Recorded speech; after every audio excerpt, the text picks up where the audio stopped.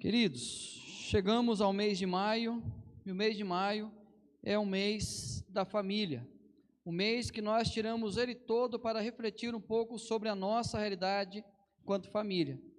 Pela manhã, começamos hoje pela manhã na escola dominical, com o tema Família e o seu jeitão de ser, onde nós temos aprendido sobre a palavra de Deus e como a nossa família deve ser conduzida. E hoje vamos começar essa série de mensagens, Uma Jornada Feliz em Família. Como nós podemos construir uma jornada feliz para nós, para os nossos filhos e para tudo o que é nosso. Sermos bem-sucedidos quanto família é o anseio de todos nós. Quando nós pensamos no casamento, todo mundo casa com o desejo de ser um casamento realizado, um casamento feliz. Da mesma forma como nós temos filhos, nós queremos que os nossos filhos sejam bem-sucedidos na vida. Então, o tempo todo olhamos para a família e o nosso anseio é que ela seja bem-sucedida. Quando algo está errado em nossos lares, estendemos para a vida as consequências. Se nós queremos que tudo ocorra bem, mas se alguma coisa sai do lugar, nós sabemos que não fica isolado dentro da nossa casa. No nosso trabalho, nós levamos as nossas angústias, nos nossos relacionamentos, levamos nossos problemas, as nossas dificuldades, e o tempo todo nós percebemos o quanto que problemas familiares passam a fazer parte de toda a realidade da vida. E em todo momento, refletimos sobre o que está acontecendo de errado, em alguns momentos com ira, mas em quase todos, refletimos firmados em amor. Eu não poderia dizer que nós apenas refletimos com muito amor sobre o que acontece nos nossos lares. Não. Em alguns momentos, quando nós pensamos em tudo o que está acontecendo, a revolta do nosso coração, a nossa ira aparece. E muitas vezes nós nos tornamos questionadores. Por que acontece o que tem acontecido dentro das nossas casas? Mas também, na maior parte, depois que passa aquele momento de ira, de angústia, nós começamos a refletir a partir do amor, com o desejo que a nossa família volte aos trilhos, que a nossa família volte a ser bem-sucedida. Tudo isso ocorre por sabermos que a família é o nosso lugar de acolhimento, de compreensão e de segurança. Então, quando as coisas não vão bem, meio que perdemos o nosso chão. Se é o lugar que nós queremos que tudo vá bem, mas de repente nós não temos a segurança, infelizmente nós perdemos o chão. Mas a nossa família só enfrentará grandes problemas quando não mais quisermos lutar por ela, não mais desejarmos que ela tenha uma jornada feliz. Nós temos dias difíceis, nós enfrentamos problemas, sim, nós passamos por momentos de revolta, de ira, sim, isso acontece, mas em todo o tempo nós queremos lutar pela família. Mas se chegar no momento da nossa caminhada, que nós então tomarmos a decisão de não mais lutarmos por ela, aí sim, a nossa família vai passar por grandes problemas. É onde nós iremos abrir mão do destino dos nossos filhos, onde nós iremos simplesmente não mais valorizar o nosso cônjuge, onde nós não mais iremos querer ver as coisas acontecendo da melhor maneira. Aí você vai dizer assim, não, pastor, de família a gente não abre mão, de família a gente não solta de jeito nenhum. Queridos, nós temos, por exemplo, uma passagem na palavra de Deus que mostra exatamente o momento que a família estava sofrendo e por consequência disso pararam de sonhar, pararam de lutar pelos seus familiares. Isso nós encontramos no Salmo 137. Às margens do rio da Babilônia, nós nos assentávamos e chorávamos, lembrando-nos de Sião. O povo cativo na Babilônia, o povo sofrendo a opressão, e eles simplesmente disseram, nós não mais viveremos, nós não mais iremos se dar em casamento, nós não mais iremos construir casas, nós não mais iremos plantar pomares, porque o Senhor se esqueceu de nós, o Senhor nos abandonou. Era esse o sentimento que aquele povo estava passando na Babilônia, e simplesmente não queriam mais lutar pela sua família, a ponto do Senhor levantar um profeta, e mandar que esse profeta enviasse uma carta a eles, dizendo qual era a expectativa que Deus tinha em relação ao seu povo. E o profeta faz isso. Assim diz o Senhor dos Exércitos, o Deus de Israel, a todos os exilados que eu deportei de Jerusalém para a Babilônia: edificai casas e habitai nelas, plantai pomares e comei o seu fruto, tomai esposas e gerai filhos e filhas.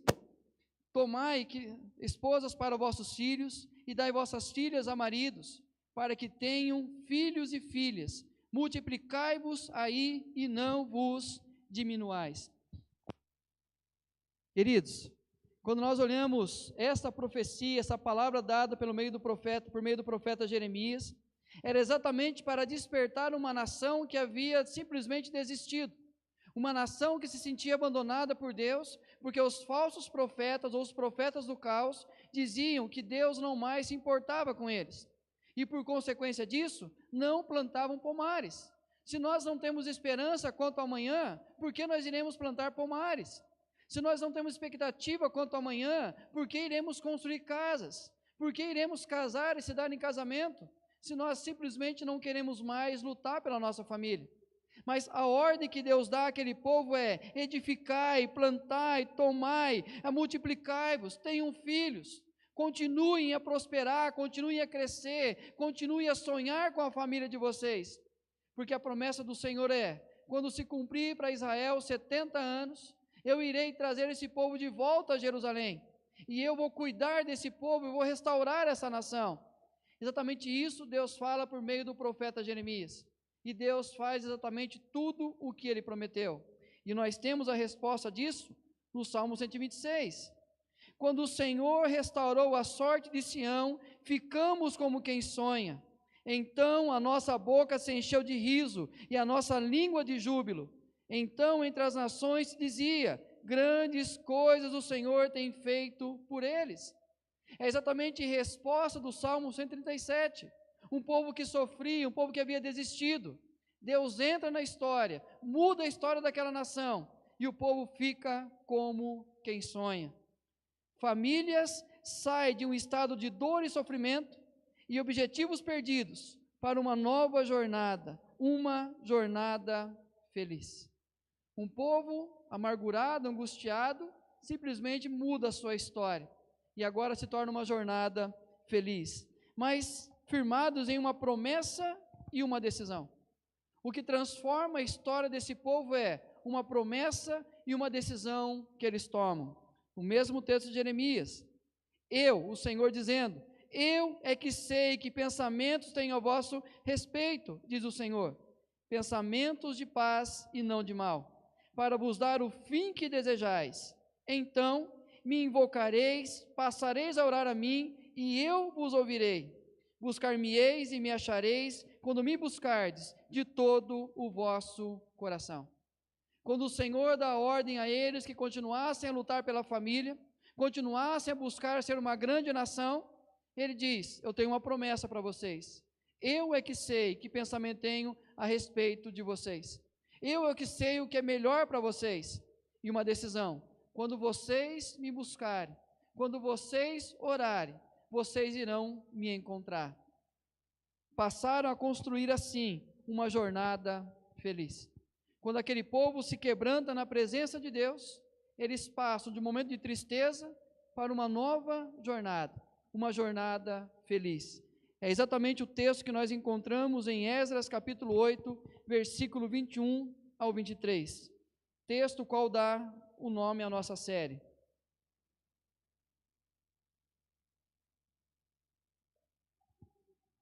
A construção de uma jornada feliz.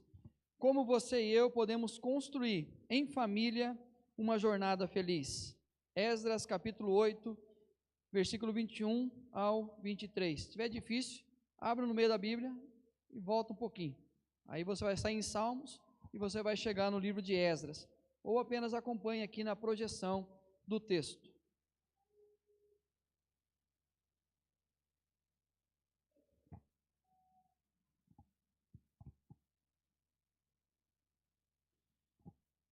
Esse texto está exatamente entre o Salmo 137 e o Salmo 126. Exatamente entre o texto de Jeremias, a carta que Jeremias envia, e a libertação do seu povo. E diz assim: então apregoei ali um jejum junto ao rio Ahava, para nos humilharmos perante o nosso Deus, para lhe pedirmos jornada feliz para nós, para os nossos filhos e para tudo o que era nosso. porque tive vergonha de pedir ao rei exército e cavaleiros, para nos defenderem do inimigo no caminho. Porquanto já lhe havíamos dito, a boa mão do nosso Deus é sobre todos os que o buscam, para o bem deles, mas a sua força e a sua ira contra todos os que o abandonam. Nós, pois, jejuamos e pedimos isso ao nosso Deus, e ele nos atendeu. Versículo 21, para lhe pedirmos uma jornada feliz para os nossos filhos e para tudo o que era nosso. Queridos, o livro de Esdras, ele narra alguns pontos importantes do povo de Judá, exatamente da saída da escravidão para a volta em Jerusalém. E nós podemos destacar aqui alguns fatos. O decreto de Ciro, liberdade e reconstruam o templo. O povo estava na Babilônia, Ciro assume a Babilônia e dá um decreto. Ele toma o poder da Babilônia e fala, manda esse povo de volta para Jerusalém. Esse povo agora está liberto, não é mais escravo. Mas diante da liberdade, apenas 50 mil quiseram voltar. Os demais, diante do novo governo, quiseram continuar na Babilônia. E outros 50 mil voltaram com Esdras. Livro de Neemias é onde vai mais um povo voltar. Restauração da adoração, levanta-se um altar. Quando eles voltam para Jerusalém, eles levantam um altar, eles restauram a adoração, exatamente no momento que eles ficam como quem sonha. Os alicerces do templo são lançados. Quando a Babilônia toma o poder, o que ela faz? Destrói o templo. Quando eles voltam para Jerusalém, qual é o papel deles? Reconstruir o templo. E aí eles lançam os alicerces e uma grande festa acontece, porque eles estão diante da reconstrução da sua fé. A obra é interrompida. Começa a construção, algo acontece, a obra é interrompida. Falsas acusações, 4 cartas. O rei Artaxerxes faz um decreto proibindo a reconstrução. 16 anos sem um tijolo a ser colocado. Eles começam a se levantar, começam a reconstruir, os inimigos ao redor levantam mentiras em relação a eles, dizendo que eles iriam tomar o poder do rei, e o rei faz um decreto, não construam mais. E por 16 anos, aquela construção ficou parada. E o povo, então, abandona e inverte as suas prioridades. Constroem casas para si, misturam-se com outros povos e seus deuses, e se distanciam-se da palavra de Deus.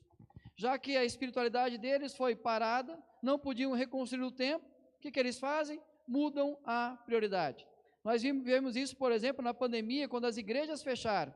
Nós fizemos uma outra agenda, que dificultou a nossa volta para a igreja, porque simplesmente não tínhamos o templo, passamos a viver uma outra realidade. É o que acontece com esse povo. E aí, quando nós olhamos esses fatos que o livro de Esdras narra sobre o povo de Deus na Babilônia e a volta para Jerusalém, a pergunta que fica é, o que tem a ver com a gente? O que tem a ver com a nossa história aqui em Araraquara? O que pode ser ligado como fato que revela muito sobre a nossa vida?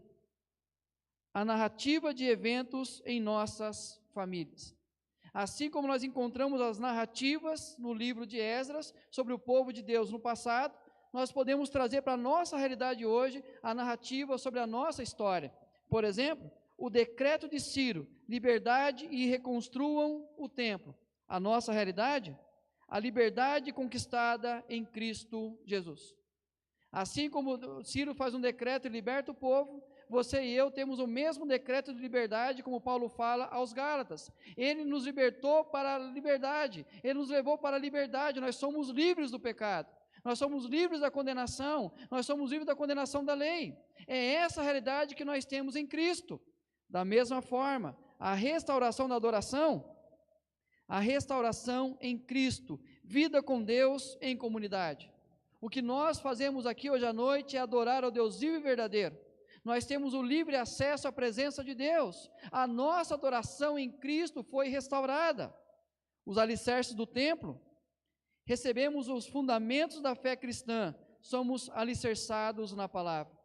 Nós podemos agora, com um novo alicerce, uma nova maneira de se viver, firmado agora nas Escrituras. Porém, o problema que eles enfrentaram, nós também enfrentamos. A obra é interrompida. Cultura passa a interpretar as Escrituras. Nós simplesmente permitimos que a cultura momentânea, circunstancial, passe a determinar o que nós fazemos de certo ou errado. O momento que nós vivemos hoje, muitas vezes permitimos que as mentiras do mundo, as ideologias do mundo, adentrem a nossa vida, que nos levam então a distanciar da verdade da palavra de Deus, e por muito tempo a nossa espiritualidade não se desenvolve. Assim como durante 16 anos ficaram parados no tempo, sem construir, sem pôr um tijolo sequer, muitas vezes a nossa espiritualidade quanto família, fica parada no tempo. Porque nós permitimos a nossa agenda, os nossos valores, os nossos costumes serem influenciados pela cultura do nosso tempo. E o povo abandona e inverte as suas prioridades. Invertemos as nossas prioridades. A palavra de Deus é dispensada. A oração é irrelevante. A igreja é detalhe. A família precisa apenas do sustento e não da presença. O casamento é abandonado, os filhos são deixados de lado e os pais são desvalorizados. Essas são as consequências de uma sociedade que simplesmente esquece da presença de Deus. Simplesmente abandona a realidade de Deus na sua história, começa a inverter as suas prioridades. Mas o que nós encontramos em Esdras é o mover da graça de Deus sobre o seu povo. Diante de todos os erros cometidos pelo povo, Deus continua sendo um Deus de graça, um Deus de misericórdia. O que Ele faz? Levanta profetas. Zacarias: tornai-vos para mim, e eu me tornarei para vós outros, diz o Senhor dos Exércitos. Esse povo inverteu as prioridades, esse povo me abandonou, mas se esse povo voltar para mim, se esse povo voltar a buscar a minha presença, eu vou restaurar a sorte desse povo. Zacarias ainda diz: voltei-me para Jerusalém com misericórdia, a minha casa será nela edificada, e o cordel será estendido sobre Jerusalém. O que ele está dizendo é: o meu povo será restaurado. Diante daquilo que vocês vivenciaram, vocês voltarão para Jerusalém, e a minha casa será mais uma vez edificada. Queridos, o povo agora passa um novo momento, e a liderança recomeça a obra, mas não seria fácil. O que nós encontramos na narrativa de Esdras é um povo que agora a liderança começa a se reorganizar, se reunir, estruturar, para que eles pudessem reconstruir o templo. Mas toda reconstrução não é fácil, não é simples. Tinha os interesses políticos das outras nações, tinha as questões dos outros inimigos. O que eles fazem? O rei Dario, agora é o rei Dario, recebe as fake news e decide pesquisar nos decretos de Ciro e Decreto. Chegam falsas notícias para o rei Dario: esse povo vai fazer isso, vai fazer aquilo, esse povo vai se levantar contra você.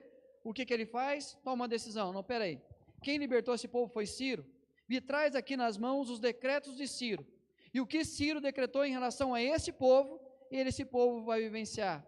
Sabe o que ele encontra nos decretos? Presta atenção: inimigos, distancie-se da construção. Todo aquele que se levantar contra a construção, saia de perto dela. Continue a reedificar, que se pague salário aos trabalhadores. O povo iria trabalhar, e quem iria pagar o salário dos trabalhadores do templo era o governo. É como se nós pudéssemos reformar o templo, e a ordem do prefeito é: posso fazer, quem vai pagar é a prefeitura. Um exemplo, não faça isso, mas a realidade está acontecendo ali. O que acontece? Aqueles que iriam para a obra, Deus muda a situação, incentiva a adoração. O próprio rei fala o seguinte: peguem animais nossos aqui e possam fazer a adoração de vocês, vão lá e façam o sacrifício de vocês. O rei pede oração por si e seus filhos. O rei fala: olha, o decreto é o seguinte, é esse, eu quero que vocês orem por mim e também orem pelos meus filhos. O decreto de proteção: põe uma viga, ninguém vai fazer parar essa obra. Põe um lugar que todo mundo possa ver, que esse povo está liberado para fazer aqui a sua obra e a sua adoração. O povo conclui a construção e celebra a Páscoa. Eles voltam a praticar a adoração. Um povo que estava angustiado, um povo que estava na escravidão na Babilônia, é liberto, passa a viver um renovo na sua vida, inverte as suas prioridades, mas Deus não desiste daquele povo. E aquele povo começa a colher os frutos da presença e do cuidado de Deus. Quando nós olhamos essas narrativas, tudo o que o livro está nos dizendo, nós podemos aprender algumas realidades com esse povo. O que o povo aprende com o mover da graça de Deus? Presta atenção. O que Deus quer fazer, ninguém o fará parar. Os inimigos, fiquem longe da construção. Porque as realidades de Deus se tornem presente, é preciso fazer a nossa parte. Vocês precisam focar na construção. Vocês precisam se dedicar. Quando fazemos a vontade de Deus, o sustento vem. Quando buscamos fazer a vontade dele, o povo deixaria de plantar, porque o próprio rei Dario iria pagar o salário deles. Deus deseja a nossa adoração. Israel volta a ser referência. O povo que era escravo, agora passa a orar pelo seu rei. Quando a promessa se cumpre, nós celebramos. Torna-se possível uma jornada feliz para a família. Nós encontramos tudo isso no livro de Esdras. Pode pegar essa semana e ler. E você vai perceber o quanto que Deus cuida daquele povo. E o quanto que Deus quer ver aquela nação abençoada para que se tornasse referencial às demais nações. Quando nós olhamos para a nossa realidade quanto família, muitas vezes nós estamos ainda vivendo na Babilônia, ainda a escravidão, ainda o sofrimento, ainda a dor, a angústia. Em outros momentos nós estamos vivendo como a volta para Jerusalém, mas apenas olhando o templo parado, a nossa espiritualidade parada, e não vemos mudança nenhuma acontecendo, porque nós estamos estagnados na nossa relação com Deus. Mas diante das duas realidades, nós podemos viver o renovo que o povo viveu, a mesma realidade na nossa casa, na nossa família. Nós podemos também construir uma jornada feliz para o nosso lar. Duas lições simples para que você e eu construamos na nossa casa uma jornada feliz. A primeira começa por uma decisão de quebrantamento pela família. O texto diz: então apregoei ali um jejum junto ao rio Ahava, para nos humilharmos perante o nosso Deus, para lhe pedirmos jornada feliz para nós, para os nossos filhos e para tudo o que era nosso. A primeira decisão nossa, diante da realidade de viver uma jornada feliz, é necessário um quebrantamento pela nossa família. Olha o que diz Tim Keller. A transformação acontece quando a palavra de Deus desce da cabeça para o coração. Isso se dá por meio de um sincero quebrantamento. É quando a teoria invade o nosso coração de tal forma que nós entendemos o quanto nós precisamos de Deus, o quanto nós precisamos nos quebrantar diante de Deus, para que a nossa família seja consagrada ao Senhor. E é interessante que ele usa duas expressões, jejum e humilharmos. Jejum, esvaziar-se de si mesmo, declarando a necessidade de Deus. Eu sei que muitas vezes nós aprendemos que jejuar é fazer uma troca com Deus. Eu deixo de comer isso, mas o Senhor me dá isso aqui. É igual criança. Não é isso que Deus está querendo que a gente faça jejum. Jejum é uma consciência que eu tenho que ter, que eu estou apenas entendendo que eu preciso apenas de Deus para sobreviver, e não do alimento. Então eu estou abrindo mão do alimento para declarar, eu dependo apenas de Deus. É isso que esse povo precisaria fazer, entender que Deus estava cuidando daquele povo, e quando eles aprendessem a jejuar era, eu dependo apenas de Deus. Mas ele ainda diz, humilharmos. Nossa constante falha de confiarmos em outras coisas é uma confissão de pecados. O que Esdras convoca o povo para fazer é, vamos confessar os nossos pecados.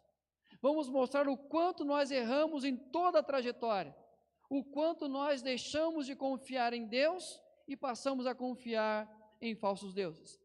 Basta você ler a oração de Neemias no primeiro capítulo, onde ele vai dizer, eu e o meu povo pecamos contra o Senhor. Eu e o meu povo erramos. Diante da realidade que o Senhor fez para o nosso povo, nós não fizemos a nossa parte. Queridos, talvez para nós é um pouco distante entender o que Esdras está dizendo para aquele povo, sobre jejuar e se humilhar. Mas um povo que já conhecia o que era isso, porque nós encontramos em Crônicas, se o meu povo, que se chama pelo meu nome, se humilhar e orar, e me buscar, e se converter dos seus maus caminhos, então eu ouvirei dos céus, perdoarei os seus pecados e sararei a sua terra. Quando ele convoca aquele povo para jejuar e se humilhar, o povo tinha consciência do que eles estavam fazendo, porque a partir do momento que eles tomassem a decisão de se quebrantar diante do Senhor, o Senhor iria restaurar a sorte daquele povo. É exatamente a oração de Neemias mais uma vez. Ele diz, o Senhor prometeu que se esse povo errasse, o Senhor os puniria, mas se ele se arrependesse, o Senhor iria restaurar a esse povo. É exatamente isso que Esdras fala àquele povo. Se vocês querem lutar pela família de vocês, comece pelo quebrantamento. John Wesley, quando estamos em perigo iminente, vamos fazer as pazes com Deus, e então nada pode nos machucar. Quando nós sabemos que a família sofre as consequências de decisões erradas que tomamos, diante da realidade e sofrimento da nossa família, a minha decisão é, eu vou buscar a presença de Deus. Eu vou buscar o que Deus quer para mim. Diante dessa realidade, Deus vai proteger a mim e aos meus. É uma expressão real do nosso anseio de viver para Deus e colher os reflexos dessa relação em nossa família. Quer construir uma jornada feliz? Comece você pelo quebrantamento. Não é o esposo, não é a esposa, não são os filhos, não é o pai, não é a mãe, é você.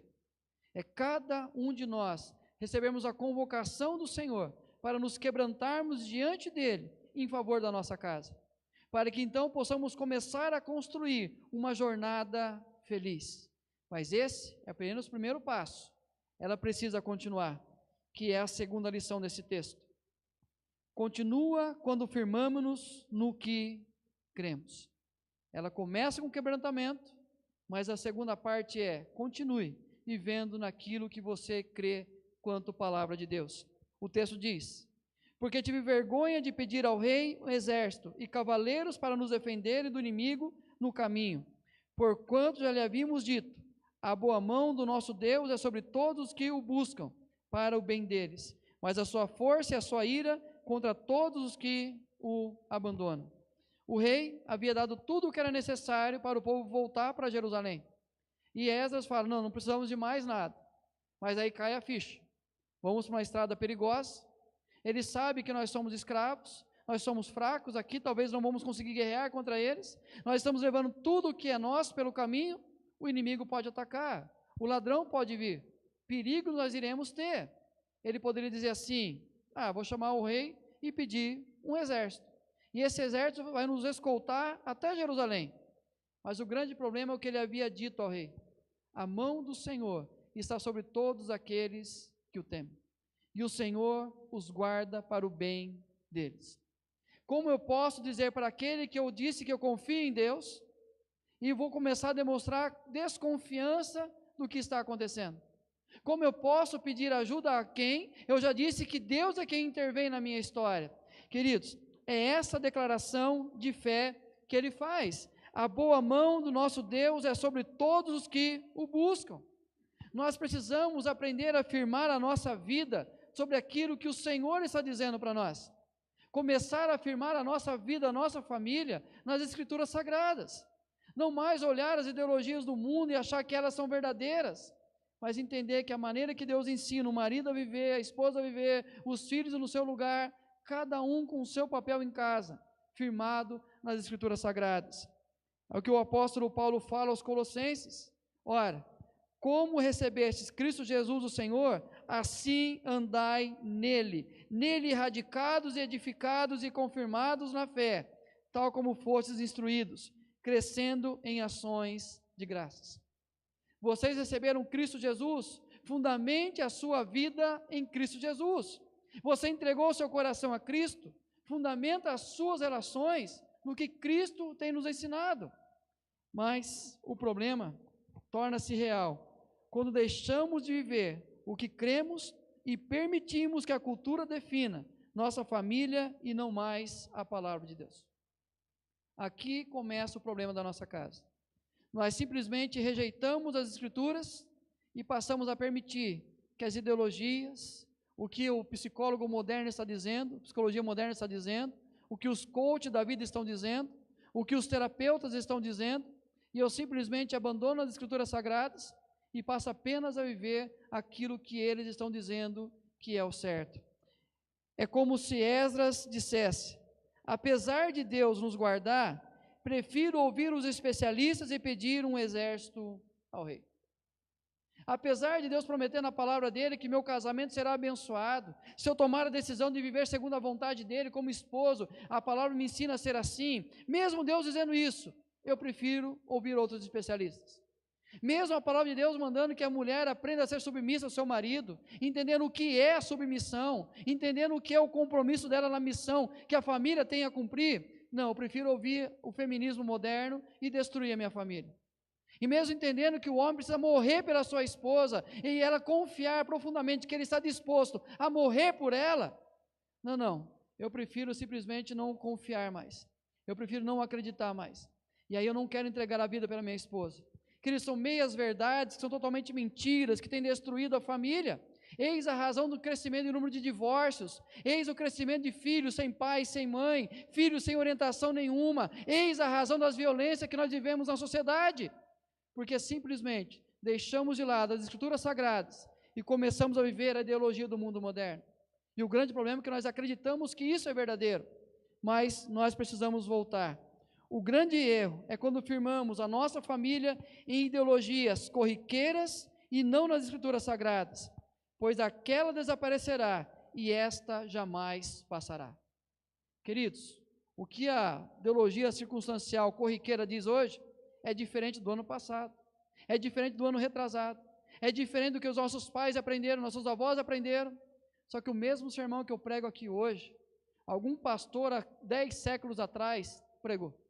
Há 20 séculos atrás, pregou. O mesmo texto que eu li com vocês hoje, o povo leu no passado. E nós entendemos que vai passar terra e céus, mas a palavra do Senhor vai permanecer, não porque o pastor Alexandre está dizendo, mas porque alguém disse: passará o céu e a terra, porém as minhas palavras não passarão. O próprio Cristo nos ensinando isso. Quando nós olhamos esta realidade, nós precisamos aprender a viver a nossa vida firmado naquilo que nós cremos como verdade. E a pergunta é: por que firmar-se no que cremos? Primeiro, pela fidelidade de Deus. A boa mão do nosso Deus é sobre todos os que o buscam. Primeiro motivo para me firmar no que Deus ensina, pela fidelidade dele. A boa mão está sobre todos aqueles que o buscam. Segunda razão, pela justiça de Deus, mas a sua força e a sua ira contra todos os que o abandonam. Deus é justo. Não pense que Israel abandona Deus e Deus não vai punir. Aquele povo vai para a Babilônia porque simplesmente não ouviu a ordem de Deus, quando o profeta vem e fala: olha, Deus não quer que vocês voltem para lá, fiquem aqui. O que acontece? Eles voltam para o profeta e falam: é mentira o que o senhor está dizendo. Nós não iremos ficar aqui, nós vamos descer para o Egito e nós seremos protegidos pelo exército do Egito. O que acontece? A Babilônia vem, toma o Egito e o povo se torna escravo, por simplesmente desobedecer a palavra de Deus. Então, pela justiça de Deus, eu fico com as Escrituras, e pelas bênçãos prometidas, para o bem deles. Queridos, o que Deus quer para nós é o nosso bem. Ele que tem um pensamento a nosso respeito, não de mal, mas de bem, para nos dar o fim que desejamos. Essa é a realidade. A vontade do Senhor é boa, perfeita e agradável. É isso que o Senhor quer para mim como esposo, para minha esposa, para os meus filhos. É essa jornada feliz que Ele quer dar, porque Ele está sobre aqueles que o buscam, aqueles que o temem. E para poder explicar melhor para você isso, eu vou ler apenas o Salmo 128. Bem-aventurado é aquele que teme ao Senhor e anda nos seus caminhos. Do trabalho de tuas mãos comerás, feliz serás, e tudo te irá bem. Tua esposa no interior de tua casa será como a videira frutífera, teus filhos como rebentos da oliveira, à roda da tua mesa. Eis como será abençoado o homem que teme ao Senhor. É essa a promessa de Deus. É essa a realidade que Deus quer para mim, para minha família, para você e para a sua família. Mas para que nós possamos colher essa jornada feliz, construir essa realidade, quebrantamento. Colocar-se diante de Deus, intercedendo pela nossa casa. Mas uma continuidade, vivendo o que a Escritura da Palavra de Deus diz a respeito da nossa casa. A construção de uma jornada feliz começa por uma decisão de quebrantamento e continua quando firmamos-nos no que cremos. O texto diz: nós, pois, jejuamos e pedimos isso ao nosso Deus, e Ele nos atendeu. Continua o texto, versículo 31. Partimos do rio Ahava, no dia 12 do primeiro mês, a fim de irmos para Jerusalém, e a boa mão do nosso Deus estava sobre nós, e livrou-nos das mãos dos inimigos e dos que nos armavam ciladas pelo caminho. Já imaginou Esdras mandando um zap para o rei? Rei, como eu disse no passado para o senhor, que eu não precisava de um exército, porque Deus estava sobre nós, a mão do Senhor estaria nos protegendo. Eu quero dizer para o Senhor o seguinte: chegamos bem. Os inimigos se levantaram, problemas nós tivemos, mas o Senhor nos conduziu até Jerusalém, porque Ele diz: a boa mão do nosso Deus estava sobre nós, e livrou-nos das mãos dos inimigos e dos que nos armavam ciladas pelo caminho. Queridos, se nós queremos construir uma jornada feliz, lá no final da vida, nós iremos olhar para trás e vamos ter essa convicção: valeu a pena. Casamento abençoado, filhos abençoados, a família abençoada, porque Deus nos permitiu construir uma jornada feliz. Diante daquilo que Ele tem nos ensinado: quebrantamento, jejum, só preciso de Deus. Humilhar, eu preciso confessar que muitas vezes eu dei a brecha, abri os ouvidos para aquilo que eu não precisava, mas eu preciso voltar para as Escrituras Sagradas. Mas não apenas ouvir, mas firmar a minha vida naquilo que a palavra do Senhor diz. E aí sim, nós podemos construir uma jornada feliz. Eu creio que seja essa a vontade que você tem. Eu creio que seja isso que você pensa em relação à sua família. Queridos, é preciso assumir um compromisso de quebrantar-se pela família, mas também um compromisso com as Escrituras Sagradas. Eu quero chamar os presbíteros aqui à frente. Nós vamos orar por aqueles que querem ver a família vivendo essa realidade. Se você enfrenta uma realidade como aqueles enfrentaram na Babilônia, a escravidão, o sofrimento, a angústia, o choro, ou aqueles que voltaram para Jerusalém, mas simplesmente esqueceram-se de Deus e precisavam voltar a esse compromisso, eu quero convidar você também para vir à frente, e nós iremos orar por vocês. Quero chamar aqui os presbíteros que venham à frente. Se os que estão em disponibilidade quiserem vir também, tem liberdade para isso. Então, se você, queridos, quer que nós oremos pela família de vocês, se você só vem à frente, nós iremos orar. Nós entendemos que o papel do pastor e dos presbíteros é orar junto com eles e orar por eles.